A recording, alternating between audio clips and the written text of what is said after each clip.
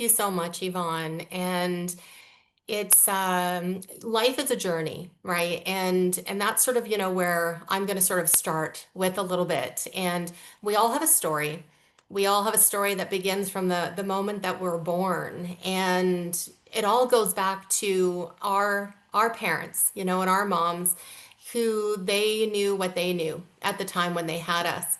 And there's no, guidebook or manual that teaches them. So they knew what they knew, and we kind of just come alongside them as they are growing, as they are changing, as they are becoming, parents and moms. And so my journey is possibly, similar to others, where I had a love for nature as a child. I would be found sitting in the park on the swing, singing my little heart out, typically talking to God and just singing to Him and just appreciating the beauty and the nature that surrounds me. And as a young child, we moved around a lot. So I found myself being born in Newfoundland, ending up in Saskatchewan and Alberta, and then finally Ontario. And with all of those changes and all of that moving around, it provides some exciting opportunities to meet, new people. It created a really close-knit family unit with my family because whenever we moved, we just had each other. So communication was always great, and we had a lot of fun times together. And we used to always say we're all best friends. And so I was very blessed in that manner. Now, during that time, obviously, life happens and there's things that happen outside of our control in some ways. And then you begin to get older and begin to experience life. And going back to being that little girl, all I ever wanted was to be a mom. I had the dreams of being a mom and, raising my babies and being able to stay home with them until they started school and doing all the things, baking and all that. And I got to do part of that. Fast forward a little bit, I've been married twice. So I got married at 21, my first marriage, two beautiful daughters, and then I that didn't happen. And then I got married again and had my third beautiful daughter. So I'm a mom to three girls. They have taught me so much. They have been my biggest teachers in life, where I didn't have that manual about how to be a mom. And I really didn't know how to navigate, life, especially being in tumultuous relationships and probably not so healthy ones also. So during that time, I was going through a lot of self-discovery. I actually went to intense therapy, psychotherapy, when I was pregnant with my first daughter because I had experienced some trauma when I was younger. And the reason why I'm sharing that with you is because even though life kind of, threw a lot of things at me, I always felt really deeply connected to my intuition, and there was always a voice there that led me to make certain decisions or go down certain paths. And something told me, Jillian, you need to do some work before you become a mama so that, you can be, the best that you can be with what you know, right? And because I had no clue, I had no idea. I only had an idea of what it was to be a mom. And my mom was a professional woman. She did it all. She cooked, she cleaned, she was worked in the bank, so she worked literally 9 to 5. And I felt, even though my mom was very present, she also wasn't really there for me for a lot of things that I would have loved to have been able to talk to her about. She was raised in a way that they talked about nothing, right? The day that she left at the age of 18, I think she said that was the first time that her mom said that she loved her. So I was raised with a mom who didn't really know how to show affection and how to, you know, um, just be in that capacity of being a mom and being really, really present and connected because she didn't have that. So she didn't know what she didn't know and what she didn't have. So I knew that I needed to do some work myself. And my mom also didn't have female relationships. She didn't have, friendships, all due in part to a lot of the moving that we did. So fast forward to again when I start having my babies and my family, and I'm like, I need community. Like I'm craving community. I need connection. I need to be around other women. And that's when I experienced, going to moms groups and, connecting with my neighbors who are also were young parents. And I thought, okay, so this is what it really is about to be in relationship with other women. And unfortunately, though, because I was in relationships that were controlling and or codependent, I was alone a lot, but there was also a lot of shame there because I didn't have the marriage, that I expected to have. So I tended to segregate myself and I was alone a lot. I'm someone who wears my heart on my sleeve. My emotions are, can be very raw and real. And for me to be around other women, I didn't want them to know that I was struggling, that I was a new mom, that I was having a hard time with a lot of things in life. So going through, the therapy and stuff allowed me to be that much more present, with my first daughter and then going forward. Fast forward a number of years, just a decade ago, I'm like, something's got to give because I experienced my first severe loss. My dad died pretty suddenly at the age of 69, so almost 11 years ago. I've always been interested in, human behavior and psychology. And I was that kid in public school who was picking up encyclopedias and, books on psychiatry and psychology, and always thought I was going to be a psychologist when I grew up. And I was invited to a weekend, and I think it was called Designing Your Destiny or something like that. And I'm like, oh, this sounds really great. Well, this is where I was introduced to the world of NLP, neuro linguistic programming, and hypnosis. And also being raised in a Christian home, I only thought of hypnosis as the stage hypnosis, right? Getting on the stage and quacking like a chicken and clucking and all that and being made to do things. I thought it was about mind control.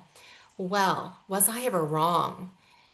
The things that I learned in that weekend empowered me. I was there with other women and other people and just a lot of different ages and stages, people in their lives.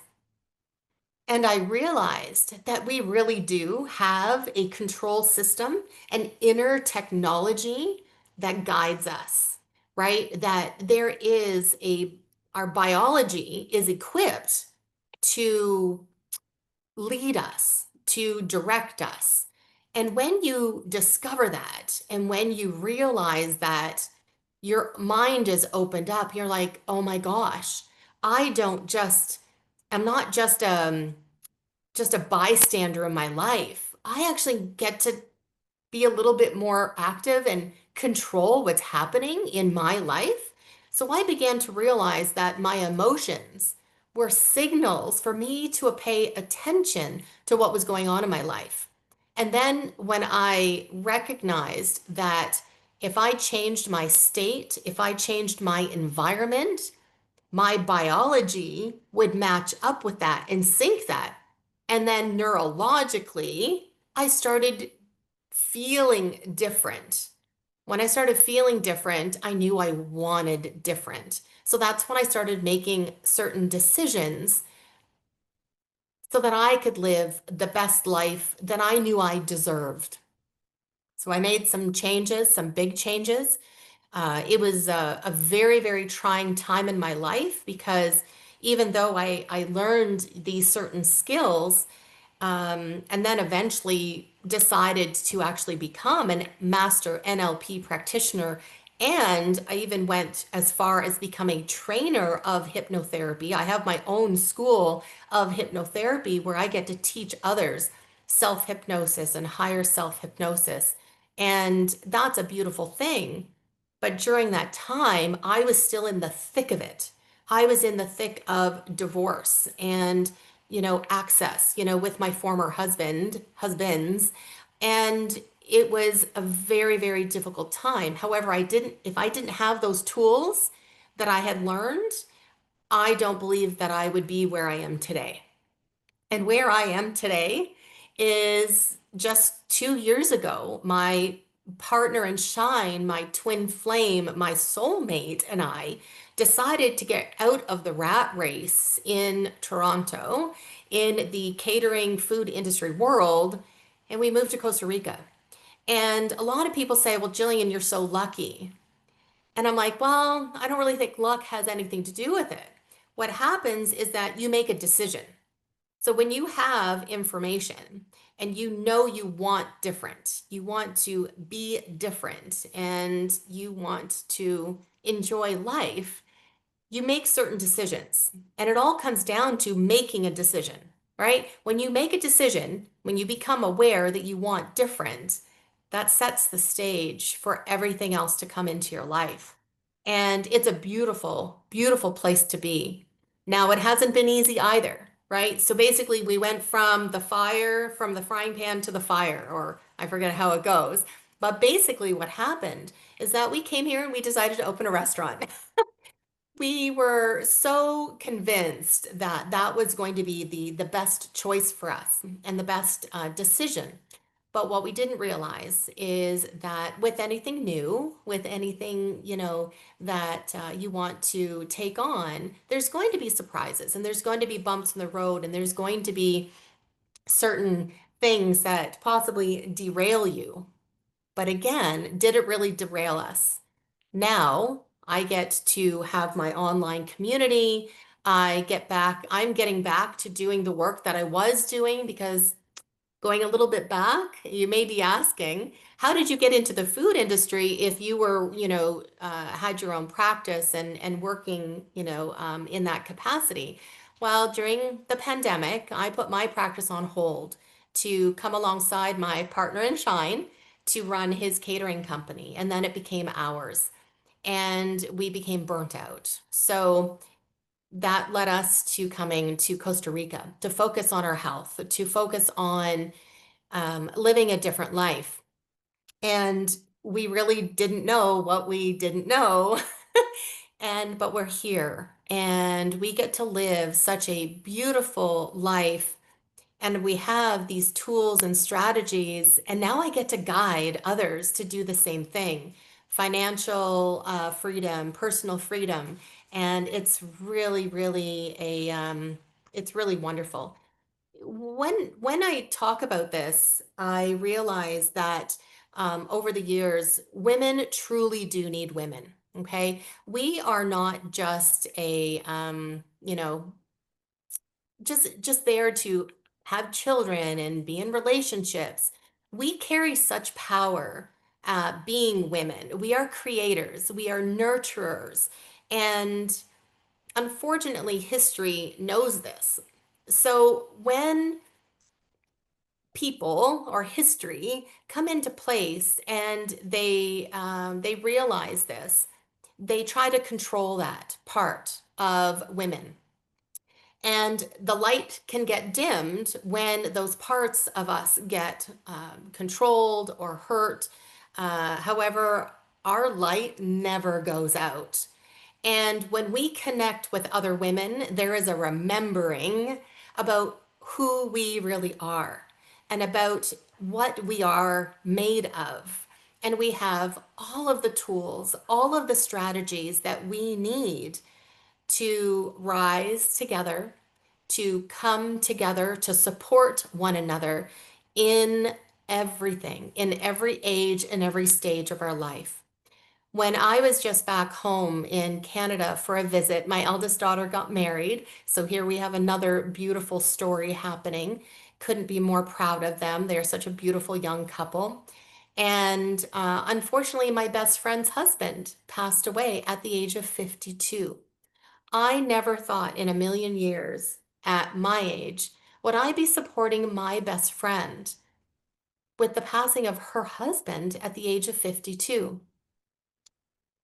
I even went as far as doing her eulogy. So we wrote her eulogy together, and it was a love letter to her husband. And I got up and I read her eulogy, her love letter to her husband, because she was not able to do it. And that's what we do for women. And we come alongside one another. We love one another. We're not here to compete. We are here to connect, to truly bring peace and prosperity and abundance when we come together. And this is now what I do in my community. I support other women in everything to do with mindset, with health and wealth as well, learning how to access that inner technology and come together as a collective to really live the life that we were created to live. Um, so I could keep on going. Yvonne, I'm not too sure of my time. I don't have a timer. I'm so sorry. Oh, you're Um, only half done. I'm half done. Oh my You're only gosh. at 15 minutes, 16 Okay, minutes. You're so good. okay, fabulous. So I don't know if you will, do what you need to do, but I'll go into more depth of the history of women. So years ago, women used to sit along the riverbanks and sit, around fires, and they would come together and they would share stories and they would talk about herbs and healing and support one another. And gossip actually well, it was actually known as God's sibling. But unfortunately, over the years, it's been made into a very, very not a positive thing. And, we're taught don't gossip, etc. However, gossiping in the respect of women coming together to support one another, to teach each other things, to again remind us that we're not broken, right? We just need to get back to remembering who we are, like the little Gillian, sitting on the swing, remembering the innocence, remembering the importance of that I have a gift and we all have a gift.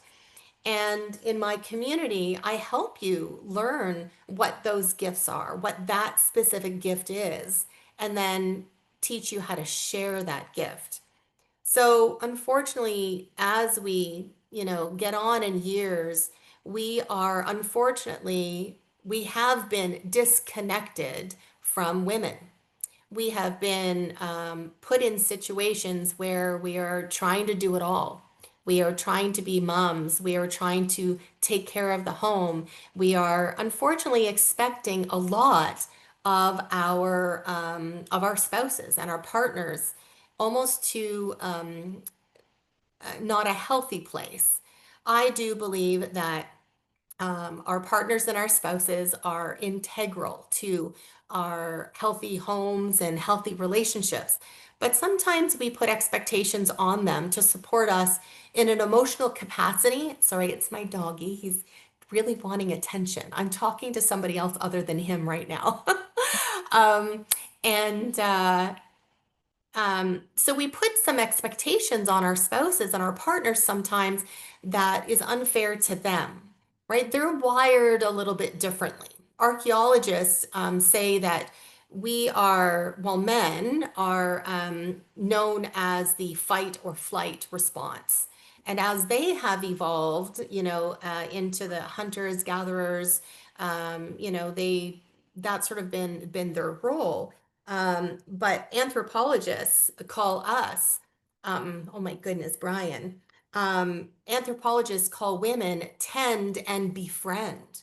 That is our natural response system, is to tend to others, to befriend and take care of one another, take care of our families.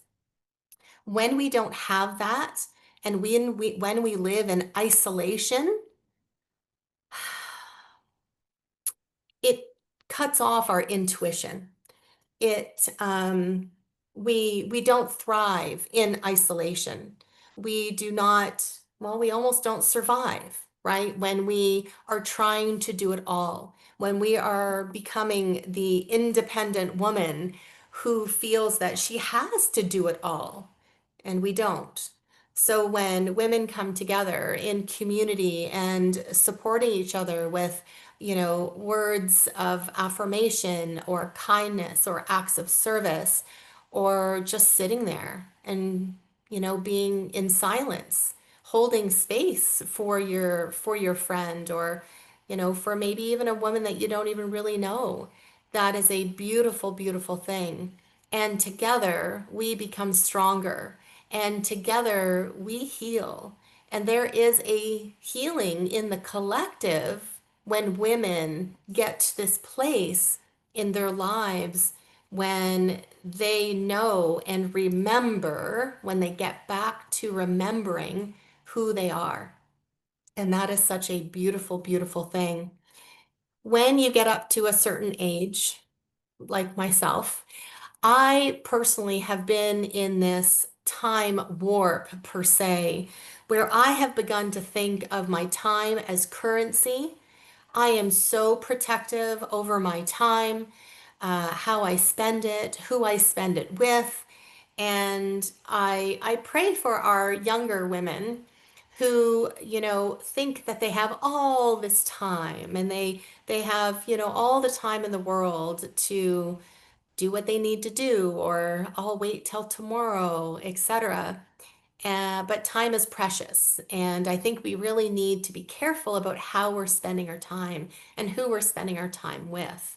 So, again, finding communities, finding places that you can connect with other women, especially when maybe you're going through a tough time, um, is really a beautiful place to be, to ensure that you are, being true to yourself, and being a part of your healing journey. So our world has become, we're meeting in this capacity, right? We do webinars and we do Zooms, and we really are in a information world, which I think is beautiful, but we have to be discerning as well.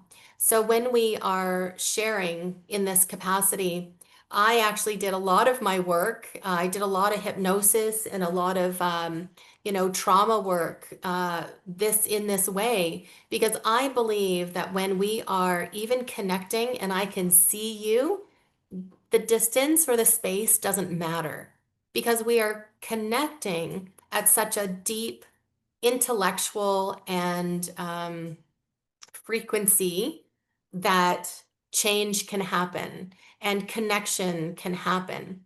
And so I'm thankful to be able to live in Costa Rica. I'm literally in the mountains of Costa Rica, and I still get to do my work, and I still get to be in community with women. And because I haven't always had that, I have craved women relationships and being in relationship. And to be honest, my best friend now of almost 20 years is my first true female, like, friendship, because I was always so secluded and I was always so alone. And if I, and I think about, when I was raising my babies and when I was that single mom, if only I had a community like this, if only I had, a summit to listen to the speakers and listen to their experiences and say, you're not alone, right? That we have experienced similar situations. This is what we did to help us, come through the trauma, to heal from the trauma. I I'm really excited about that. So even though I can't get back the years and the time that I lost with my daughters, this is the huge motivating factor for me now to do what I'm doing, because I get to relish in the time that I have with them now, with my eldest daughter getting married, with her starting her life. My other two daughters are 23 and 18. My eldest is 25. So I'm focused on honoring that time now, achieving financial freedom, achieving personal freedom. So therefore, I can be in that space now because the past is the past. The past is there for information only. I definitely do not live there. I have healed from my past and I get to focus on the present moment.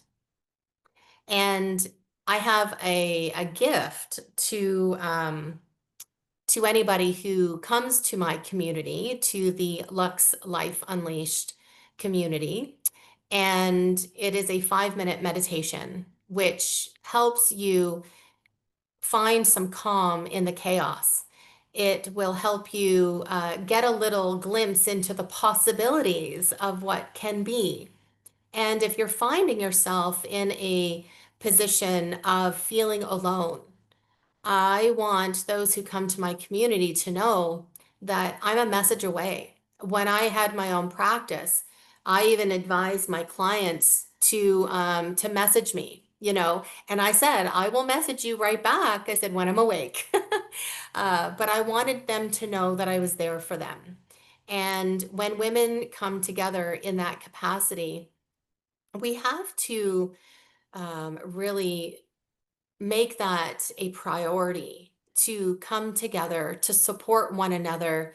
And because life isn't always, it's not always pretty, right? It can be challenging and difficult. And I've, had some personal health issues myself lately. However, I have obtained or not obtained, but I have experienced the most beautiful relationships here in Costa Rica. And they said they came alongside me, Jillian, what do you need? What can I do for you? Let's get together. And I'm telling you, I've never felt so blessed and supported than I ever have in my entire life. Uh, in regards to knowing, like, you don't know what you don't know, it's very real.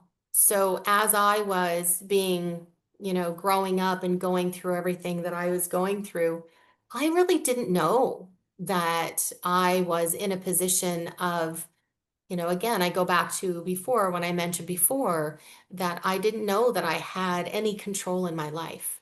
I literally felt like my emotions controlled my life. And I'm so sad and I'm so, depressed, etc. And then I learned some tools and strategies. So I'm actually going to ask you to do a little sort of experience with me, if you don't mind. I'm going to get you from wherever you're standing, or if you're sitting, it's better if you're standing. I want you to um, get into a stance of standing tall and strong, and then put your hands on your hip with your chin held up high, with a great big smile on your face. And I want you to notice the feelings that you experience when you do that. When you have your hands on your hips, when you're standing tall and strong, and your physiology is saying, I got this. I'm feeling powerful. Oh, there he is. That's my dog, Brian. I want you to think, what's coming? How do I feel? What are the emotions that I'm feeling right now? What's happening when you do that, when you get into that power pose, your neurology, there's nothing about motivation here. Your neurology is going to match this state that you're in. And therefore, you're going to have a different experience. And that's as simple as that is. So, you know how babies go from laughing to crying, like within seconds? We have the same ability as adults to be able to go from laughing to crying like that. We have the ability to change our states and our emotions that quickly, but we are not told that we have that ability. So, still standing, I now want you to frown. Let all the muscles in your face just relax. I want you to hunch your shoulders. I want you to just just feel sad. Just let your body hunch and put your hands down by your side and just really feel into like, "Oh, I don't feel good. Like, don't stay there too long though." the when you do this, when you put your body in that physiology, your body is going to react. You are going to feel depressed. You are going to feel sad because your body is reacting to the state that you're choosing to put yourself in. And some people will say that's controversial. I don't choose my emotions. I don't choose to be depressed. I don't choose to be, in that state. And you know what? You're right. There's times when, grief and trauma does happen. I'm not telling you to ignore those emotions. I'm saying they are there as a signal for you to pay attention to, and you do have the ability to respect them, but also don't live there, right? The same with thoughts. Allow thoughts to come and go. We have over 90,000 thoughts during every single day, but we don't entertain all the thoughts because if we did, we'd literally go crazy. So pick and choose what thoughts you're having. If you have some thoughts that are coming to you that are not in alignment with your goals, your dreams, your aspirations, ask questions as to why they're coming in, because you may begin to uncover some limiting beliefs, some beliefs that you have about yourself that are untrue, that actually may not even be your beliefs, right? So there are stories that I have heard of when a colleague, for example, she was doing some work with a client, and this client always had really big troubles with money and just always felt this really negative, feelings around money and couldn't figure out why. They were successful, they had a great business, and they made money, but they couldn't shake this undeniable like just bad energy and feelings around money.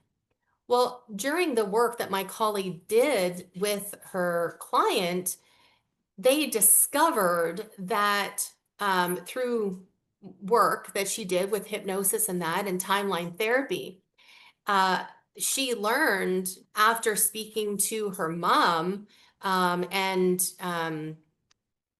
doing some more deeper inner child work, is that her mom and her dad, while she was pregnant with her, constantly fought about money, constantly fought about money. There was never um, there was never peace about it. There was always discord and sort of, anger around money, and there was no peace. So this is what I'm saying. Sometimes the beliefs that we are holding on to, they're not even ours. They belong to somebody else. And when you discover that they're not yours, that is a beautiful thing because you get to release them and let them go. Just let them go. The same as your thoughts. Don't allow those thoughts in and stay too long. Don't invite them for a cup of tea, right? Allow those thoughts to give you information, to give you some data, to ask questions, and then let them go and go about your day. Focus on your goals, focus on where you want to be in life, using tools and strategies that will ensure that you get results. And that's what we're all looking for in life, right? We're all looking for results. We're looking for, results in, say, releasing extra weight. We want that result. Financial freedom. We want the results of financial freedom. And there are certain things that you need to do and steps that you need to put into place to achieve, personal and financial freedom. So when you know different, you do different.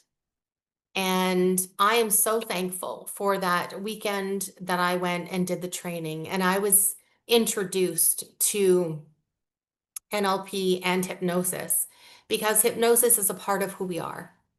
It's just we go in and out of trance all day, every day. There's the driving trance, right? There's the conversational bubble trance when you're in the room full of 100 people, but you're talking to that one person and you're having that conversation and you realize, wait a second, I don't hear anything else going on around me. That's the conversation bubble. That's the rapport bubble that you get into with someone. And then all of a sudden you're like, oh, now I hear everything. And depending if you have ADD or not, you almost, it's hard to come back to that. But when you have the tools and the strategies, you know how to get back to that easier and you know how to achieve that. So I say that in life, we need to have a toolkit. And when we know that our foundation is a little rocky, our foundation is maybe not necessarily built very strong or sturdy, we get to come to a place of awareness that we need to fix that foundation because you can't build on a rocky foundation, right? You need to have a strong foundation.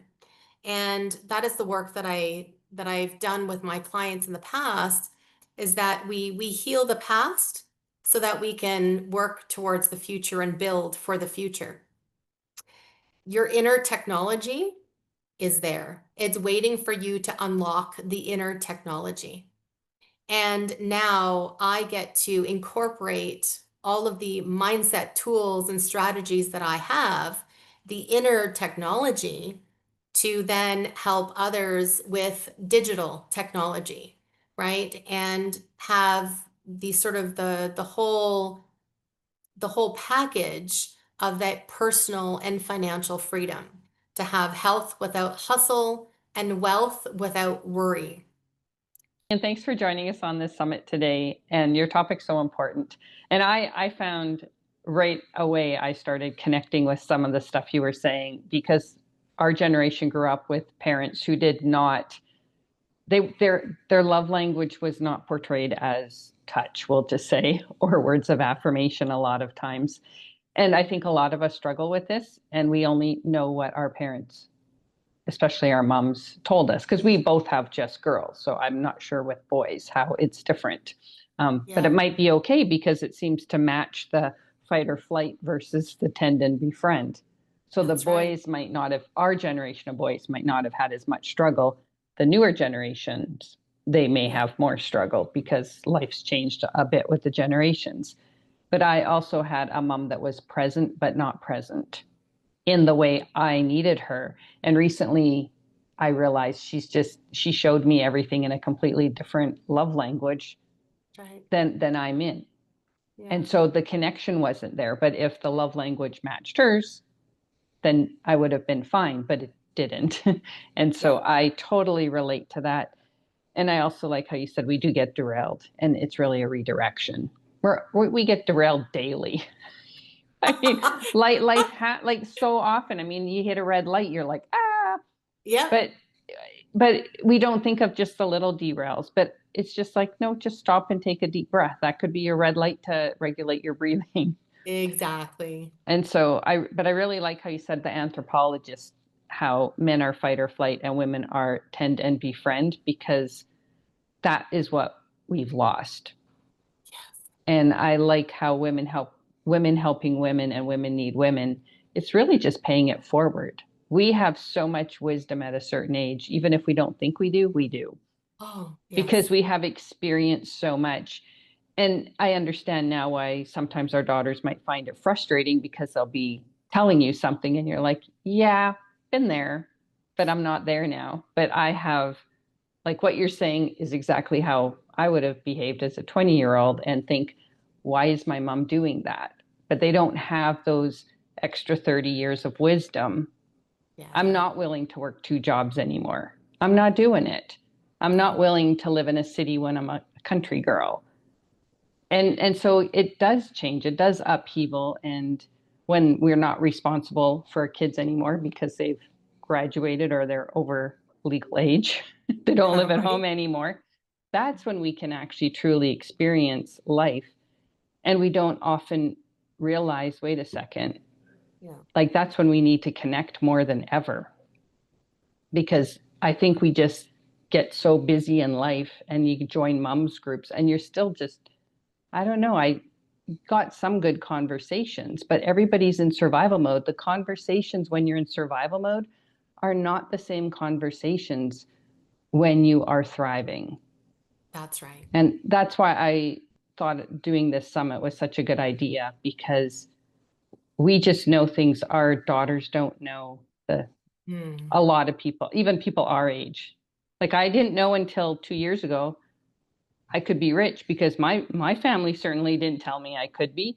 I didn't even Yep. think of it as an option. And you're kind of like, in your 50s, you should know that you could be rich. But if nobody's told you you could and nobody showed you a way, That's and right. certainly what you're doing with your job, working for $25 an hour, is not going to make you rich. And we don't have Nope. time. A lot of us went through divorces late.